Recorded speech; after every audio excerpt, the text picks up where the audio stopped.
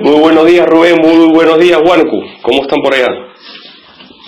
Movida, muy movida, con mucha incertidumbre. No paramos de estar en esta confrontación que viene hace más de 2 años entre el poder ejecutivo, el poder legislativo, y ahora tenemos también al poder judicial metido en esta confrontación. Los peruanos no podemos seguir en esta exaltación constante. Esto de alguna manera frena el caminar del país en distintos ámbitos como el económico y el social. Desde mi punto de vista se están dejando de atender determinados asuntos que son relevantes y medulares, como por ejemplo el tema de la educación, el tema de salud, el tema del gasto corriente, de la infraestructura pública y privada, y se le está dando atención más a la agenda política. Estamos a puertas de un referéndum que se va a llevar a cabo con las elecciones complementarias en Huánuco el 9 de diciembre, en el que la verdad, para serte sincero, de nada o poco importa para el Perú. El peruano le importan otro tipo de cosas que se ocupen más de sus temas medulares, coyunturales, y hoy día nos han metido en la agenda un referéndum que, si bien toca algunos temas relevantes, no son fundamentales para el caminar del país. En consecuencia, yo creo que este gobierno, el gobierno del presidente Vizcarra, con el afán de ganar aplausos, está constantemente pechando a los poderes del Estado y sobre la base de eso manteniendo su popularidad. Pero esto no es sostenible en el tiempo, y yo me pregunto cuál es su agenda más allá de... Sin duda, y que se tienen que atender. No me malinterpreten en ese sentido. Yo creo que se tienen que atender, se tienen que procesar, investigar a las personas indicadas, y si se tienen que ir presos, que se vayan presos. En ese sentido, creo que no debe de haber misericordia con el tema de la corrupción, pero no es el único tema en la agenda del Perú, y aparentemente el gobierno lo único que está priorizando en la agenda es eso, que no ayuda nada finalmente a los otros temas que yo me estoy pronunciando, como por ejemplo los temas económicos, sociales, que están siendo desatendidos desde mi punto de vista. La ejecución de los ministerios hoy en día es muy pobre, no llegan ni al 50%, más de la mitad de ellos. En consecuencia, vemos que el país está paralizado y se le está dando prioridad únicamente al tema de la agenda política, que está referido al tema de la corrupción, que no está mal, pero como digo, no debe ser lo único que finalmente se debe tratar. Correcto, yo no creo que haya persecución política. Yo creo que Alan García debe ser procesado, debe ser investigado, y de encontrarse responsabilidad debe ser apresado.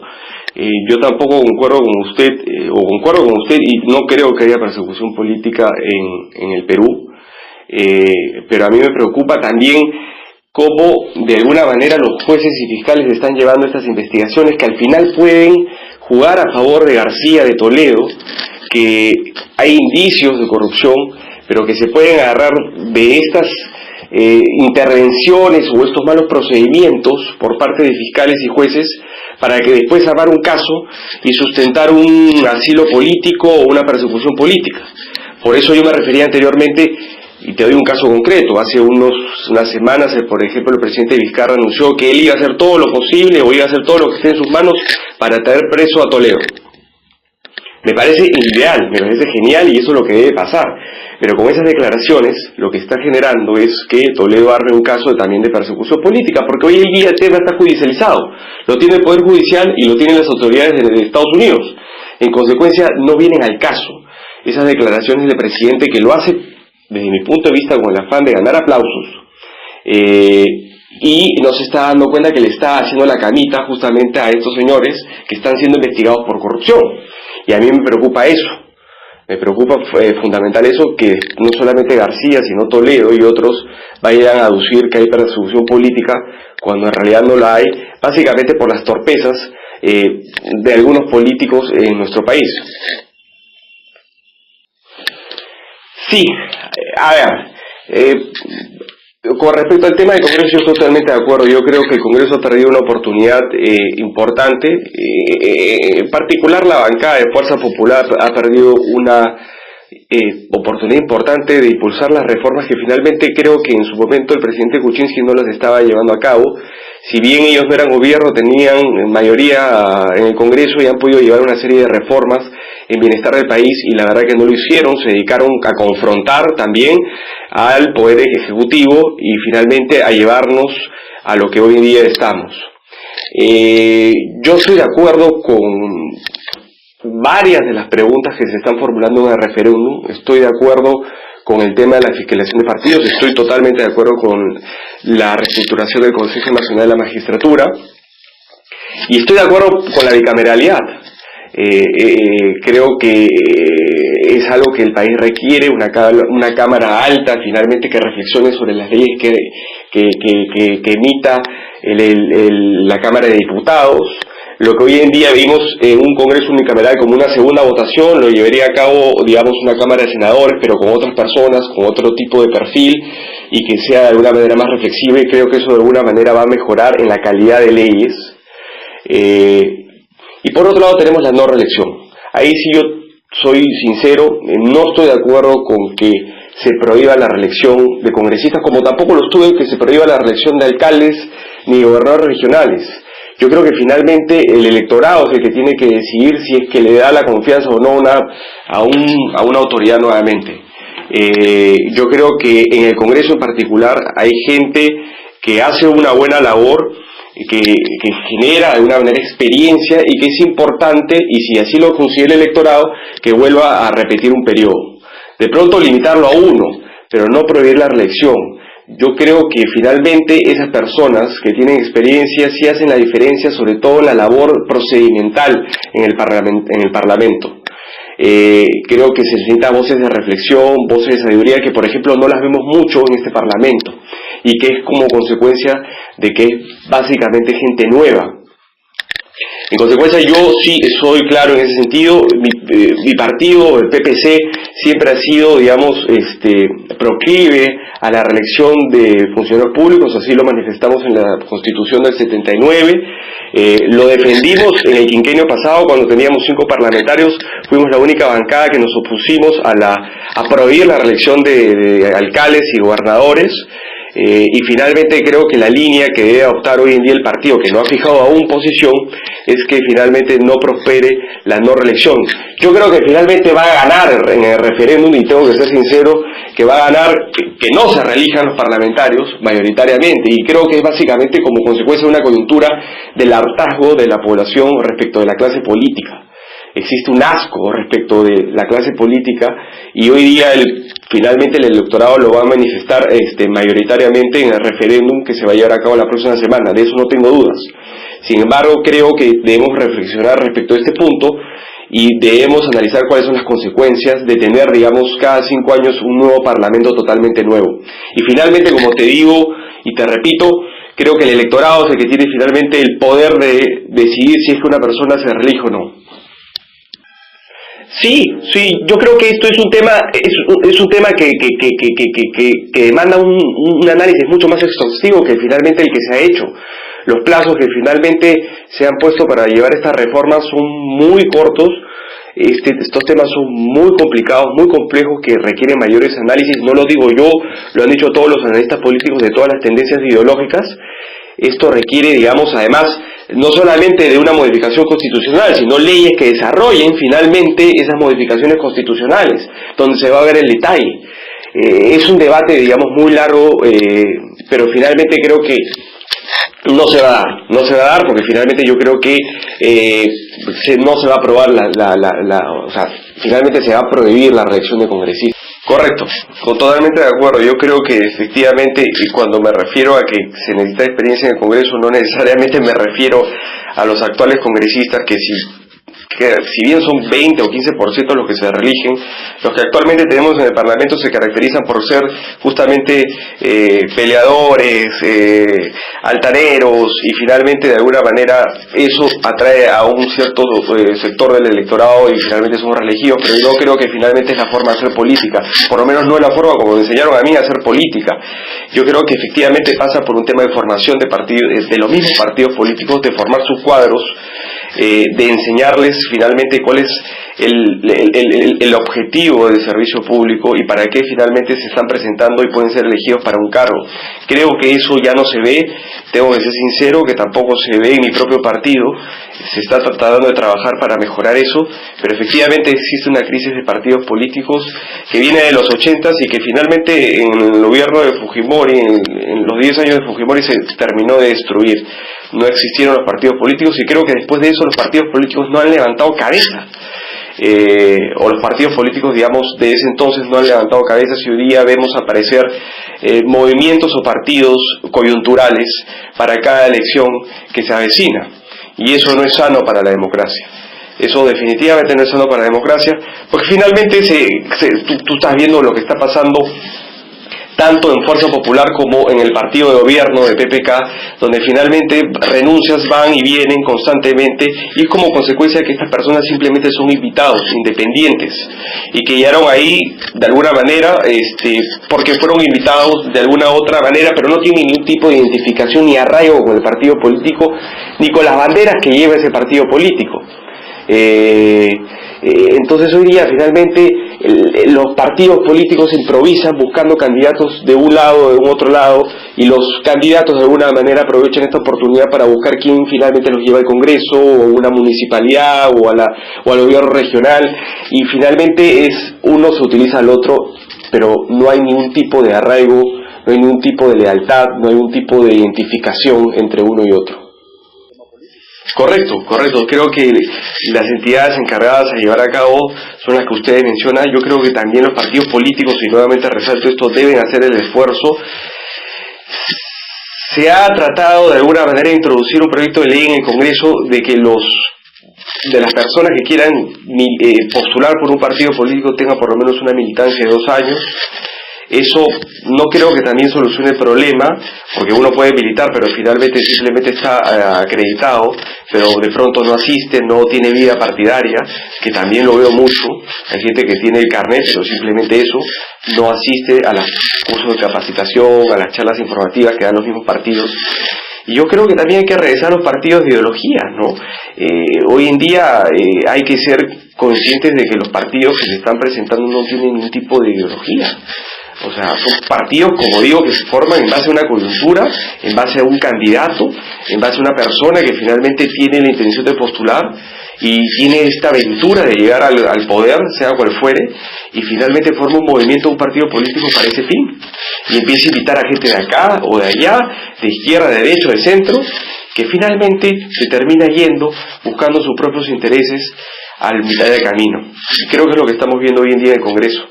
Hay varias bancadas, la bancada de gobierno, la bancada de Fuerza Popular fujimorista, de la misma izquierda también se ha partido, fueron un proyecto único, con una candidata, finalmente ni bien llegaron, se separaron. Entonces no hay ningún tipo de identificación, la coyuntura política es la que manda, y eso no puede ser.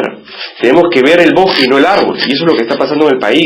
Nos dedicamos a ver el tema de la coyuntura política, del escándalo del día, y no estamos viendo lo que viene más allá, y no podemos seguir así como país, lamentablemente. Señor Javier Bedoya, buenos días, bienvenido a Foro de Pasco.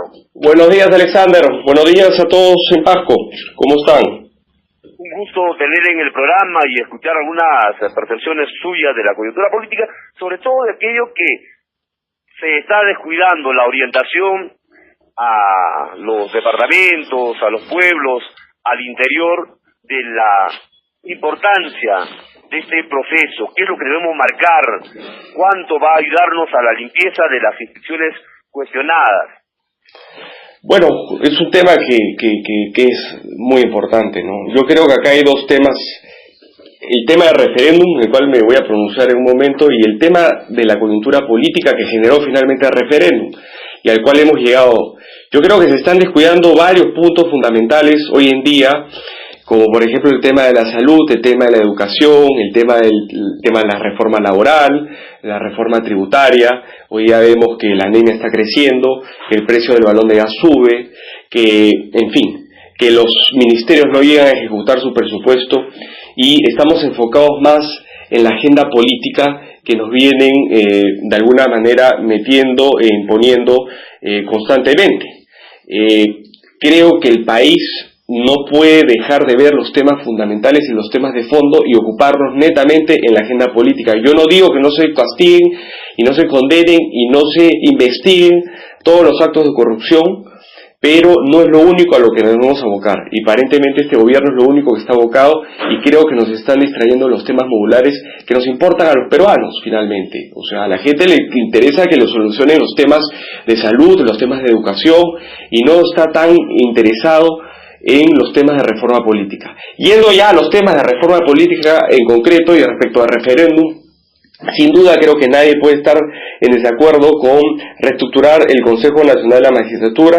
Creo que ese es un tema que finalmente no va a tener ningún problema para ser aprobado. Ojalá que esta nueva reestructuración de alguna manera genere algunos filtros que no habían anteriormente y permitan elegir a jueces y fiscales con más probidad. Aunque yo creo que esto pasa más por un tema de personas que por un tema de filtros. En la medida que no tengamos personas probas con algún tipo de educación, valores, que es un tema, digamos, que viene mucho más abajo, el tema de la corrupción y el tema de este tipo de problemas vamos a seguir viéndolos. Con respecto al tema del tema del financiamiento de partidos políticos, es un tema que finalmente ya está establecido en una ley, pero le han dado o le quieren dar rango constitucional, el cual la verdad no veo ningún problema, y también creo que de alguna manera se va a aprobar sin ningún problema. Con respecto a los otros temas, y empiezo por el tema de la bicameralidad, creo que había un consenso inicial por volver a la bicameralidad. Creo que se cortó. Sí, vale, ok. Javier Bedoya de Negri, continúe, le estamos escuchando atentamente. Respecto a la bicameralidad, creo que había un acuerdo respecto de volver a la Cámara de Diputados y la Cámara de Senadores, pero lamentablemente el presidente de alguna manera petardeó este tema. Yo entiendo finalmente que hubieron congresistas como congresista Mulder, que finalmente introdujo dentro de la reforma constitucional otra reforma que era el voto de confianza, y que finalmente no era lo que el presidente había pedido. Esto generó que el presidente reaccionara y finalmente le quitara el respaldo al tema de la bicameralidad, que creo que no se aprobar, pero que creo que es fundamental y vital para el manejo parlamentario que hoy día vemos. Tenemos un Congreso unicameral, tenemos un Congreso que finalmente aprueba leyes sin ningún tipo de contenido y sin importancia. Sus filtros, digamos, son ellos mismos, pero en una segunda votación, con lo cual mayormente no hay reflexión o cambio de opinión.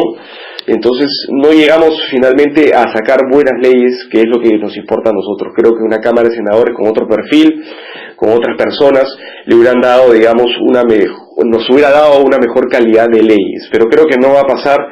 Lamentablemente el presidente le ha quitado el respaldo a esto, y con eso se ha desmoronado el tema de la bicameralidad. Y finalmente el tema de la no reelección de congresistas. Este es un tema que yo sé que tiene mucha popularidad, pero debo decirle que yo no estoy de acuerdo con ello. Yo creo que el congresista se debe poder reelegir, y finalmente es el electorado el que decide finalmente si le da la confianza a una autoridad nuevamente. Al igual que en los congresistas, yo tampoco estoy de acuerdo finalmente con la no reelección de los alcaldes y los gobernadores regionales. Creo que finalmente es el electorado el que debe decidir si se le da nuevamente una oportunidad o no se le da una oportunidad.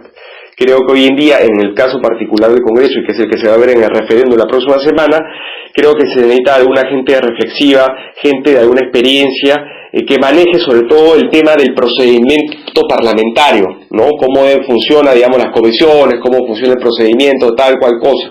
Y evidentemente, de alguna manera, gente que con su experiencia pueda de alguna manera sopesar las decisiones que se puedan tomar en el Parlamento, aunque la reelección, para serte sincero, tampoco es muy grande. Estamos hablando de cifras del 15-20%, son las estadísticas que hoy día vemos en cuanto a los congresistas que se reeligen en un Parlamento. En consecuencia tenemos estas reformas políticas que son importantes, pero que considero que no son fundamentales y no son únicas en lo que corresponde al país. Y a mí me gustaría saber cuál es la agenda del presidente de la República más allá del referéndum. Recapitulando lo manifestado o revisando fechas, la crisis política en el Perú se refiere al periodo de inestabilidad política que aconteció en la República durante el gobierno de Pedro Pablo Kuczynski, entre el 15 de septiembre 2017 hasta el 23 de marzo año 2018, retornando el 7 de julio de 2018 bajo el gobierno de Martín Vizcarra. Ahora lo que ofrece como justificación en el mundo el líder aprista es de que estamos de gobierno, se ha perdido el Estado de Derecho, y hay algunos que en CADE, con una voz disonante, tratan de hacerle eco a esta caja de Pandora para demostrar de que sí tendría algunas prerrogativas, beneficios del gobierno uruguayo. Alan García Pérez, el presidente de la República. Sí, yo no creo que haya persecución política. Yo creo que la inestabilidad política, que sí la hay, viene desde que entró Pedro Pablo Kuczynski, básicamente por la confrontación entre el Congreso y el Poder Ejecutivo.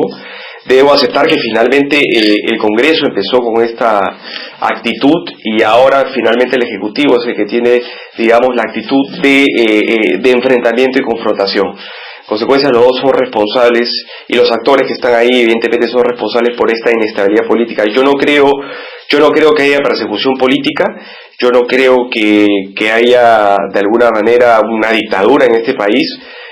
Creo que toda persona se tiene que someter finalmente a las investigaciones que se le imputen y finalmente seguir su proceso con las condiciones evidentes del caso y demostrar su inocencia de ser el caso.